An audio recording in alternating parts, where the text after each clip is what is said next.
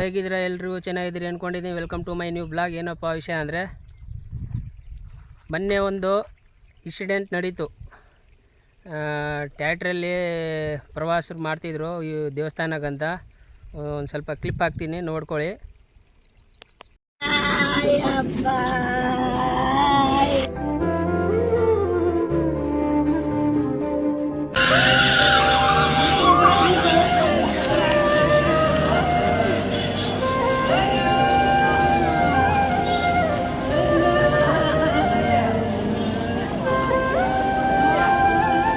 ಹುಲಿಗೆಮ್ಮ ದೇವಸ್ಥಾನಕ್ಕಂತ ಪ್ರವಾಸ ಅಂತ ಹೋಗ್ತಾಯಿದ್ರು ಇವರು.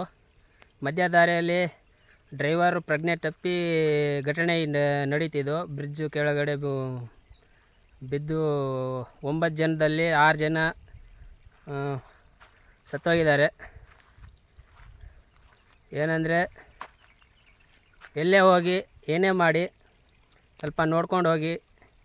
ಯಾಕಂದರೆ ಜೀವ ಒಂದೇ ಸರಿ ಬರೋದು, ಎರಡೆರಡು ಸರಿ ಬರಲ್ಲ. ಅದಕ್ಕೆ ನೋಡಿಕೊಂಡು ಗಾಡಿ ಓಡಿಸೋರು ಚೆನ್ನಾಗಿ ನೋಡ್ಕೊಂಡು ಓಡಿಸಿ. ಈ ಬಿಸಿಲು ಟೈಮಲ್ಲಿ, ಈ ಮಧ್ಯಾಹ್ನ ಈ ಬಿಸಿಲು ಟೈಮಲ್ಲಿ ಹೊರಗೆ ಬರೋದು ಕಷ್ಟ ಇದೆ. ಅಂಥದ್ರಲ್ಲಿ ಈ ಥರ ಘಟನೆ ಆದರೆ ಅವ್ರ ಮನೆಯವರು ನೋಡಿದ್ರಲ್ಲ ಹೇಗೆ ಪ್ರಾಬ್ಲಮ್ ಎಂತ ಇದಾಗೈತಂತ. ನೋಡ್ಕೊಂಡು ಗಾಡಿ ಓಡಿಸಿ, ನೋಡ್ಕೊಂಡು ಪ್ರವಾಸ ಮಾಡಿ. ಈ ಥರ ಆದರೆ ನಮಗೆ ಒಳ್ಳೆಯದಲ್ಲ. ಎಲ್ಲರೂ ಫ್ಯಾಮಿಲಿ ಮುಖ್ಯ.